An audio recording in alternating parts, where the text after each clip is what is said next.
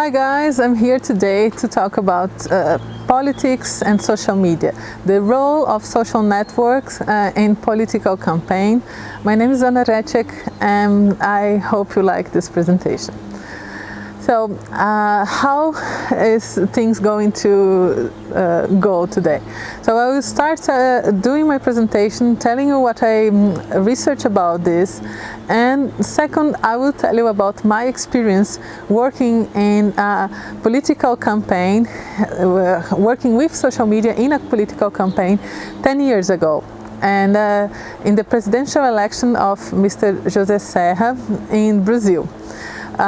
Spoiler, he lost, but I had this experience of living a daily campaign for president. And nowadays most things are different, but I will let you know a little bit how it went and some fun facts from that year.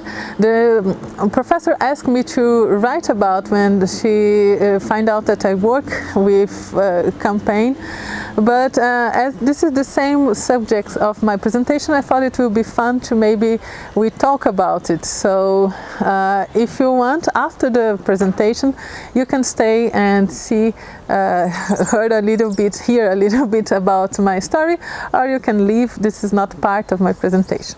And after everything, I will put some links for you to watch and learn more if you are interested. So yeah, thank you. Let's go there. Social media became a political tool not only with the elections of Barack Obama, but also when it starts to be used in protests. When in the Moldavia they were protesting a fraudulent elections. When the Arabic Spring, they were using social media to show what is going on. So it's much safer to protest power, to go to the streets when the whole world is watching. And this is a political tool. When start to get serious business, when we have to make a denounce of something really serious that's going on, when we need to show our country, when we need to show our city, when we need to show the world what's going on our street. And this is a very important tool. Today I will not focus on the protest tool, but we will focus on a political campaign for elections, because this is too broad of a subject and it's very interesting all the way, but we need to focus. I will try to be quick. Politics use social media as advertising. So political campaigns in social media are advertising the product, that is the candidate, for the consumer, that's us. So we need to remember that this is all business. It's the same as in advertising. When you do a political campaign in social media, you must remember repetition, because with repetition is the way you will get your message glue in the brain of the viewer. It's very easy to send messages in social media, and they are quick, they should be direct and should be on point, but they are also very ephemeral. They will just pass by. And so one message in one social network is nothing. You need repetition, you need to post the same message again and again.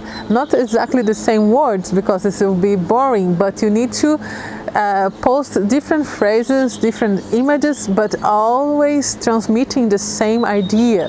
So that's how politicians use social networks. If we pay attention, we can see that the same message is appearing here and there every day to remember the voters. So I have this slide about what is social media, and it's kind of a joke, because this presentation is for a group that I'm pretty sure that everybody knows what is social media, but it's interesting to know 5 major features that make something social media. So number 1, social networking and social interaction are going on this place.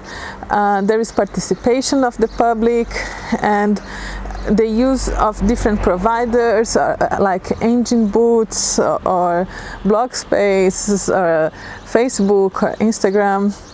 It's an open website for everybody. Anyone can have a profile there, and there is collaboration between the users. So you can be in contact with other people, and you can talk to them and be familiar. So, and the uses of social media in general are the participatory I will explain each one in a moment. But there is the participatory role, the news source, the attention economy, and social media as public utility. So, just to compare, I found this paper of Sarah Bentivegna and Rita Marchetti in the materials that the professor gave us, and they list the functions of Twitter, and they add a few more just for Twitter. So Twitter functions are campaign updating, self-promotion, information dissemination, position taking, emotionalization, mobilization. And remembering that this is for politics, the uses for politics. So going back for the 4 roles that I mentioned before, the participatory role, we now are more equal. We have a stronger voice, we have more power, and we can participate on the debate. We just don't need to watch in silence anymore. News source, we have information 24 hours a day. Doesn't matter if it is gossip, if it's true or not, we will have information about what the candidates are doing all the time, non-stop. And before the internet, before social media, we had to wait for newspapers from the next day or maybe the afternoon newspaper to know more about the scandal. Now we have real-time news. Attention economy, it's a very interesting concept, and the Tim Wu from Columbia Law School, he calls it the resale of human attention. So if we have something that is worth our attention, we will send it to our friends, so we will resale it. Information nowadays is treated like show business because it is supposed to be interesting, so they have this higher capital of attention and can be treated and sent to friends. Social media as public utility is another very interesting concept, that social media is so important that it should be treated as the government treats gas, energy, water. It should be regulated by the government because it's a human right, and we should make sure that everybody has the same access to internet and to social media. And also Facebook and YouTube and Twitter should be regulated by the government to guarantee that it's fair, that the algorithm that's making our search in Google is fair and is returning a fair result and is not being manipulated. But of course there is a lot of talking going on, and it's very difficult to make this decision of should be regulated or not. So far it's not regulated, and we don't know how the algorithm really works. And now I will just make a quick list of what changed from offline campaigns to social media era of political campaigns. So, fake news. As we don't have these regulations, every social network is taking their own measures about fake news. We don't have exact information.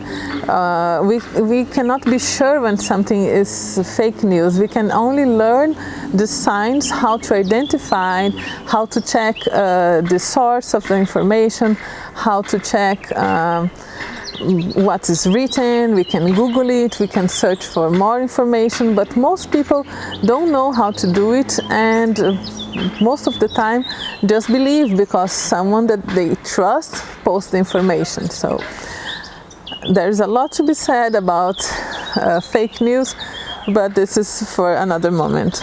Direct contact with voters. So now the politicians doesn't have to pay for an ad anymore to get the message to voters. They can just upload a video to YouTube and send the link and try to viralize the link. They can just post to social media whatever they want, and the voters are there. So it's easier for campaigns that doesn't have as much money. It kind of puts a leverage, and more people can do more. More politicians can do more on their campaigns, but of course that money is still a huge factor. What changed also is that campaigns can go viral. If this candidate have a lot of supporters, they can just send the campaign without being paid to do that, just because they like it, just because they support, and they can send to other people that also support the candidate, and they can send to their friends, and that's how it goes viral.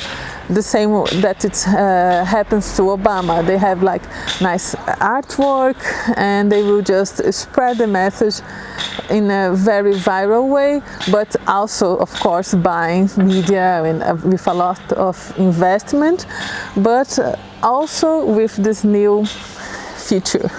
Politicians can now also tailor the message, especially for each individual, as we have this scandal with Cambridge Analytica, that they admitted that they gather information, 5,000 points of information from 220 million Americans. So I don't even know that so much information about one person. What is 5,000 information points about someone? So it's said that the algorithm is so powerful with all the data that they collect with these funny tests. See how you look when you get old. See how your zodiacal sign matches with other zodiacal signs. See if you're a cat or a dog. All these silly Facebook tests were just gathering data, and they have so much information that they could predict things about yourself that you don't even know, like you are gay and you are confused about, you were not sure. The algorithm know that you are. So this is so scary. I'm laughing because I'm scared, and also it's a very interesting subject. But let's move on. So having all this information makes really easy to give you the perfect political propaganda with your favorite color, touching a subject that is very sensitive for yourself, making you angry about something, touching your very unique soft spot. So this will make you very easy to be manipulated. When someone knows 5,000 things about you, it's easier to predict what you want to see and give it to you, and then you will feel that this is the candidate that you are identified with because they give you what you want to see. So these money bombs are fundraisings that are less than 24 hours long, and this is only possible with social media once again. And also another thing that we just have these days much more intense than before are controversies. So we can have these scandals much quicker and much more easy to follow when politicians start to use social media, and instead of asking for someone of his entourage to update his Twitter, he decides to do it by himself. So this can be very destructive, but this can also be used in favor of the candidate, as we have seen with Trump. Modern campaigns that are now being well run, they know that they must interact with the public. So this is the feedback new feature. So you must answer. Of course, you will not spend your day answering trolls, but you must answer most of people that you can, because this is the nature of social media, and it shows that you care, and it shows that you are trying to interact with your public. So if you just ignore, if you just post the message and leave, and you don't see the comments, you don't answer, it will have the opposite effect. So it's better just not to post anything if you don't interact in comments. And the magic of Twitter and Facebook and social media is that you can change the message if the public doesn't understand, does not like it. So you have time to see that what you feel that we're going to land, the message is not landing. So you can erase everything, do it again, and try it again. So candidates can try some new campaigns, some new images on social media, and if it goes well, they can go to magazines, to TV, to radio, when it's not possible to change the message. So instead of hiring a company to research if voters like your campaign, you can just ask on social media, and you can save a lot of money and having the feedback instantaneously.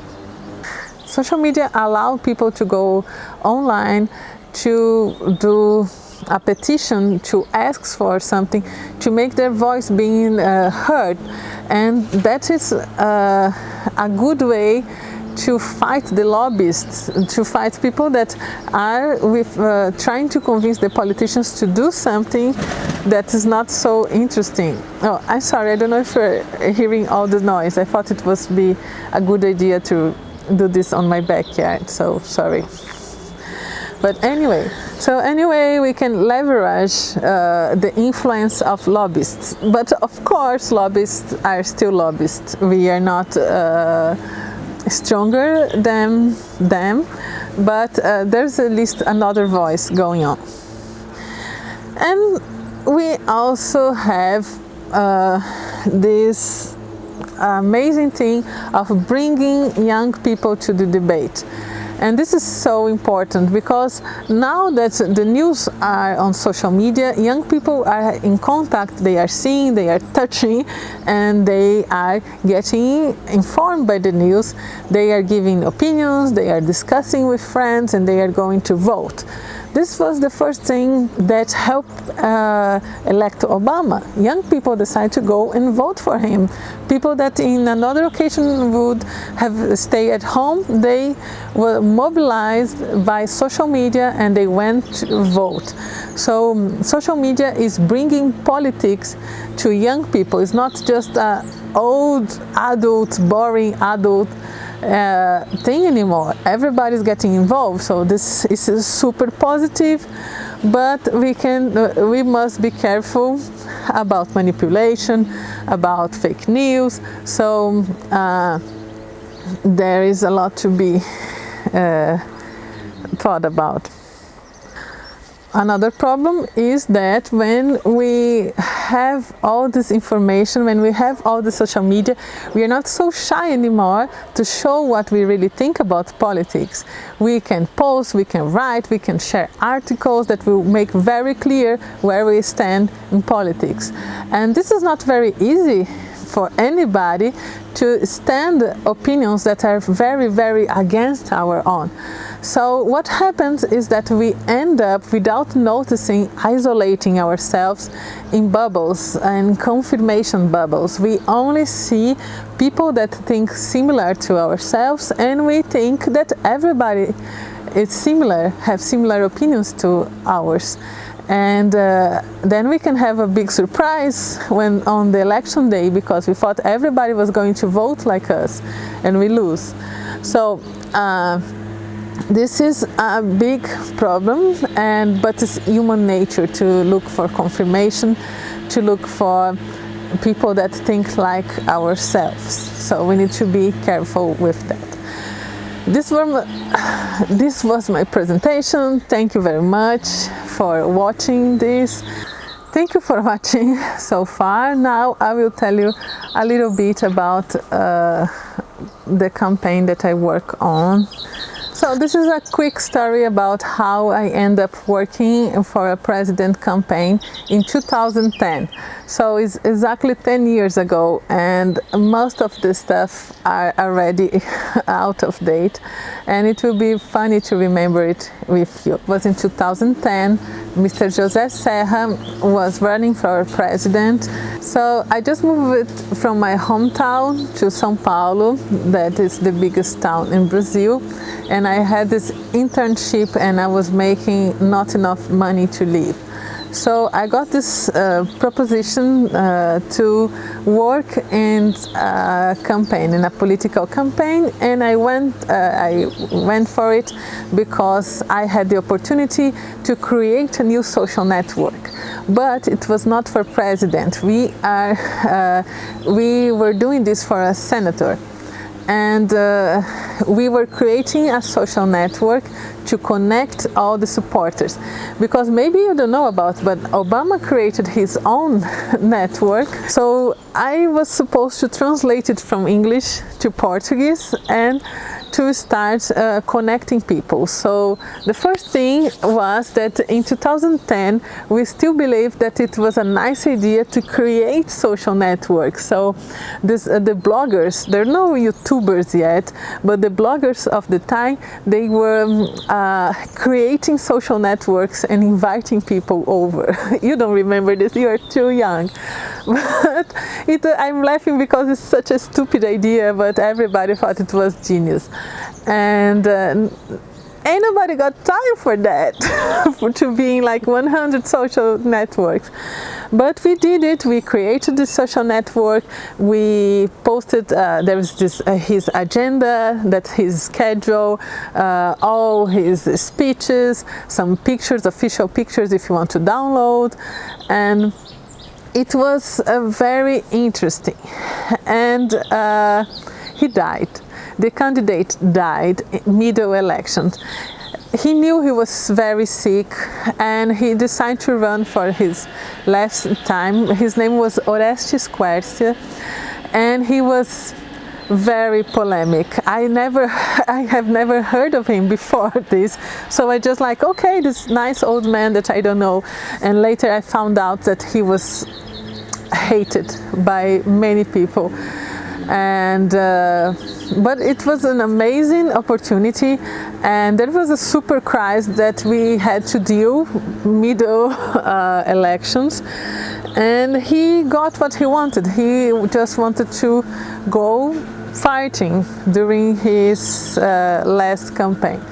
So we have this whole team that was already running and producing, and the elections was already on, and we didn't have a candidate anymore.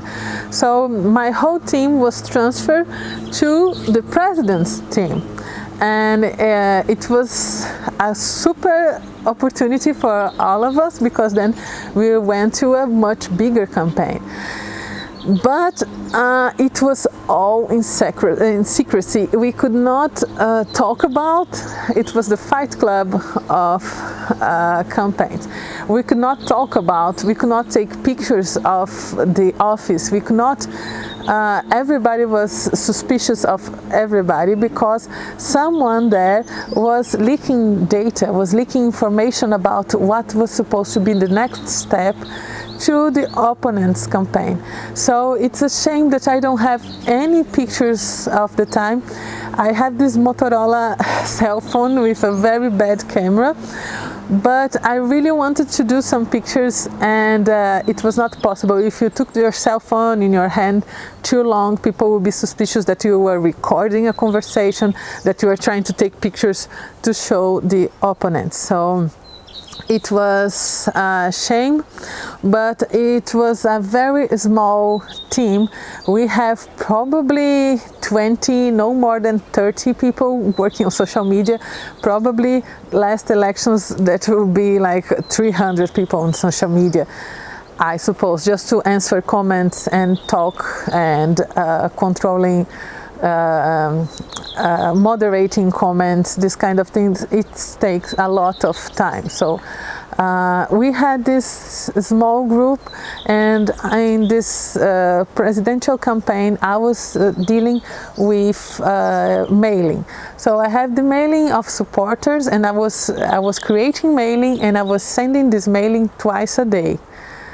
I don't know who could stand receiving twice a day mailing about a candidate. But sometimes it was once a day. When we got close to the end of the run, it became twice a day with information, very light-hearted, with nice pictures, sending information about what the candidate did and how you can tell your friends about the candidate. And we work 12 hours a day with no weekend for 3 months, and we have food, all the food that you want to eat. We have all the drinks, not alcoholic of course, but we have like this Red Bulls, and you could drink as much as you want. Monster Energy, I don't think it exists yet, but you can drink all the Red Bull you wanted. And Red Bull, it was a luxury product in Brazil at the time. It was very expensive. And these young people start to drink Red Bull like it was water, and we have some problems with stomach aches. So it's all so crazy, and so everything at the time was the beginning of everything. So, but we were there working 12 hours a day, not getting up much, and eating. It was basically quarantine, but running for president. Our candidate went outside, and there was a fight between supporters of him and supporters of his opponent, and things were throwing, and he was hit in the head. So he went to the hospital. He was an older man, and he was feeling dizzy, and everybody was sympathizing with him. Oh my God, he was hit by something. The supporters of the opponent, they are all animals. We should support this old man. He's so nice. We should. And so his numbers start to go up. And this was the last week before elections. And he was, and not everybody had cameras on their phone, so nobody was aware what happened. So 2 days later, a video just come up that he was clearly hit by a paper ball on his head. Yes, that drowned the campaign. So he pretended it was a rock. He pretended he was really hurt. He went to the hospital. He had all these exams, and everybody was worried. And actually, he was just trying to pretend. Then he told us, he was all the time with us there not all the time, but he was visiting us very frequently, and I don't even remember if he talked about or if his assessor talked to it, but someone explained to us that there was a second object, and it was really heavy. But this story about a second object was never proven. There was no video about a second object, and not even us, to be sincere, we believed that. So it was desperate trying to save the campaign, but even the supporters was canceling their subscription to my newsletters, and people were turning the back for him, and he lost. He didn't lose for a very big number. They were pretty much tight.